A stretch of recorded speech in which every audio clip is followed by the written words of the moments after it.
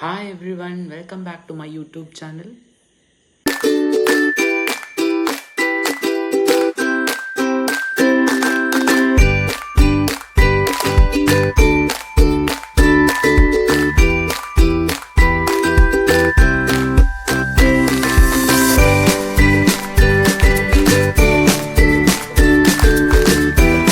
ജ്വരം.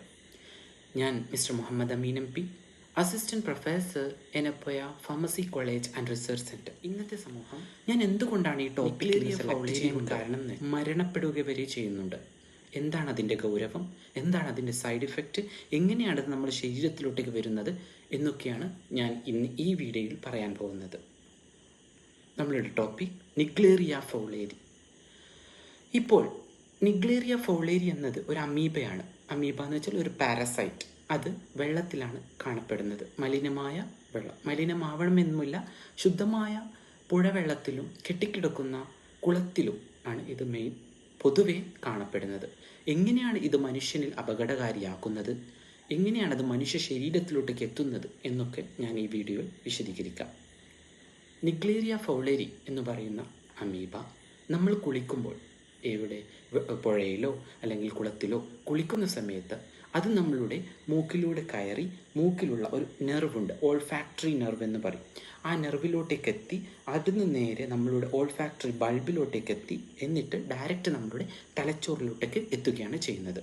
ഇത് നമ്മുടെ ശരീരത്തിലോട്ടേക്ക് നമ്മൾ ആ വെള്ളം കുടിക്കുകയാണെങ്കിൽ നമ്മൾക്കൊരു പ്രശ്നം ഉണ്ടാവത്തില്ല. കാരണം അത് നമ്മുടെ വയറ്റിലോട്ടേക്ക് എത്തി നമ്മൾ ആസിഡുമായിട്ട് അത് കമ്പൈൻ ചെയ്തിട്ട് അത് ഇല്ലാതെയാകുന്നു. ഇത് നമ്മുടെ മൂക്കിലൂടെ എങ്ങനെയാണ് മെയിനായിട്ട് നമ്മൾ കുളത്തിൽ ഇറങ്ങി കുളിക്കുന്ന സമയത്ത് നമ്മൾ നീന്തുകയാണ് പതിവ്. ആ നീന്തുന്ന സമയത്ത് നമ്മൾ പ്രോപ്പറായിട്ട് നോസ് ക്ലിപ്പ് ധരിച്ചിട്ടില്ലെങ്കിൽ അത് നമ്മുടെ മൂക്കിലൂടെ കയറി നമ്മളെ ശരീരത്തിലോട്ടേക്ക് എത്തി തലച്ചോറിലോട്ടേക്ക് എത്തി അവിടെയാണ് ഇത് അണുബാധ പരത്തുന്നത്. എങ്ങനെയാണ് ഇത് നമ്മുടെ മൂക്കിലൂടെ കയറി അണുബാധ പരത്തുന്നത് ഞാൻ പറഞ്ഞു. അത് നമ്മുടെ ഓൾഫാക്ടറി ബൾബിലൂടെ കയറി, മൂക്കിലുള്ള ഒരു നെർവാണത്, അതിലൂടെ കയറിയാണ് നമ്മുടെ ബ്രെയിനിലോട്ടേക്ക് എത്തുന്നത്. പിന്നെ അതെന്തൊക്കെയാണ് അപകടകാരിയായി മാറുന്നത്, എങ്ങനെയാണ് അത് അപകടകാരിയായി മാറുന്നത്? അത് നമ്മൾ ബ്രെയിനിലോട്ടേക്ക് എത്തി 2-3 മണിക്കൂർ കഴിയുന്നത്, മണിക്കൂറുകൾക്കകം അത് പെരുകിക്കൊണ്ടിരിക്കുന്നു.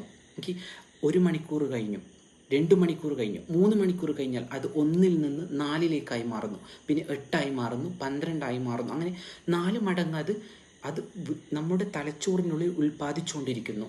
എന്നിട്ട് 1 ദിവസമോ 2 ദിവസമോ കഴിയുമ്പോൾ അത് നമ്മുടെ തലച്ചോറ് പൂർണ്ണമായും തിന്ന് നശിപ്പിക്കുകയാണ് ചെയ്യുന്നത്. അതുകൊണ്ടാണ് അതിനെ പറയുന്നത് അമീബിക് മസ്തിഷ്ക ജ്വരം. മസ്തിഷ്കം എന്ന് വെച്ചാൽ നമ്മളെ തലച്ചോർ, ജ്വരം എന്ന് വെച്ചാൽ നശിപ്പിക്കുക.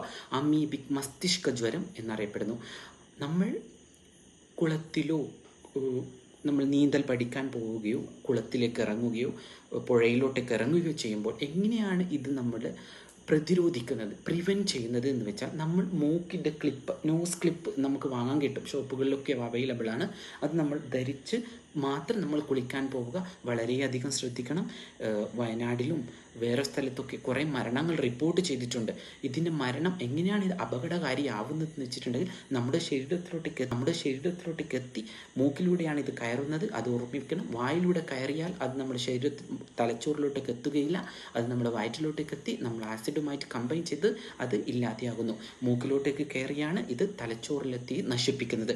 അതുകൊണ്ട് നമ്മൾ ഇപ്പോഴത്തെ കുട്ടികൾ, ഇപ്പോഴത്തെ ക്ലൈമറ്റ്, ഇത് മെയിനായിട്ട് കാരണം ഇപ്പോഴത്തെ നമ്മുടെ കാലാവസ്ഥയാണ്. ഒരു ദിവസം മഴയുണ്ടാകും, ഒരു ദിവസം വെയിലുണ്ടാകും. അപ്പോൾ നമ്മളുടെ കുളത്തിലുള്ള വെള്ളം പകുതി ചൂടും പകുതി തണുത്തതുമായി മാറുന്നു. ആ വെള്ളത്തിലാണ് ഈ അമീബിയുടെ സാന്നിധ്യം കാണപ്പെടുന്നത്. അപ്പോൾ ഇപ്പോൾ കുളിക്കാൻ പോകും, ഇപ്പോൾ മഴക്കാലമല്ലേ, എല്ലാവരും കുളിക്കാനൊക്കെ പോകും. പക്ഷെ നമ്മൾ പ്രോപ്പറായിട്ട് മുൻകരുതൽ എടുക്കണം. നമ്മൾ മൂക്കിൽ നമ്മൾ ഒരു പ്രിവെൻറ്റീവ് മെഷർ എപ്പോഴും നമ്മൾ കയ്യിൽ കരുതണം. അത് മൂക്കിൽ ക്ലിപ്പ് ചെയ്തതിന് ശേഷം മാത്രം ഡൈവ് ചെയ്യുകയോ നീന്തുകയോ ഒക്കെ ചെയ്യണം. ഇപ്പോൾ പല ആൾക്കാരും ഫേസ് ചെയ്യുന്നു. മെയിനായിട്ട് ഇത് കുട്ടികളിലോട്ടേക്കാണ് വരുന്നത്. പ്രതിരോധശേഷി വളരെയധികം നഷ്ടപ്പെടുത്തുകയും 2-3 ദിവസത്തിനുള്ളിൽ മരിക്കുകയും ചെയ്യുന്നു. മരുന്ന് അഥവാ ഡ്രഗ്സ്, മരുന്നുകൾ കണ്ടെത്തിയിട്ടില്ല.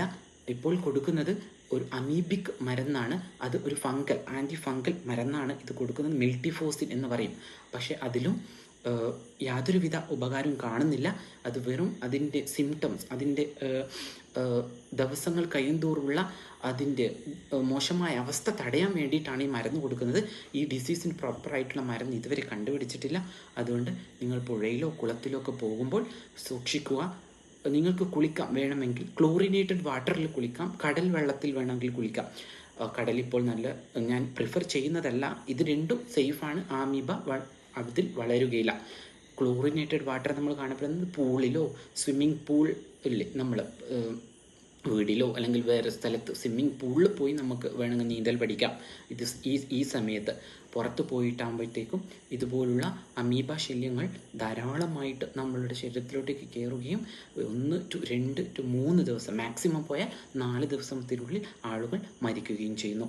അതുകൊണ്ടാണ് ഞാൻ ഇന്ന് ഈ ടോപ്പിക് സെലക്ട് ചെയ്യാൻ കാരണം. ഇപ്പോൾ ഇന്നലെ വരെ ന്യൂസ് പേപ്പറിൽ ഞാൻ റിപ്പോർട്ട് കണ്ടു, അമീബിക് മസ്തിഷ്ക ജ്വരം കാരണം ഒരു കുട്ടി ഐസൊലേഷനാണ്. അതുകൊണ്ട് എല്ലാവരും അതിന് ശ്രദ്ധിച്ചു കാണണം. എൻ്റെ വീഡിയോ എല്ലാവർക്കും ഇഷ്ടപ്പെട്ടു എന്ന് കരുതുന്നു. നന്ദി, നമസ്കാരം.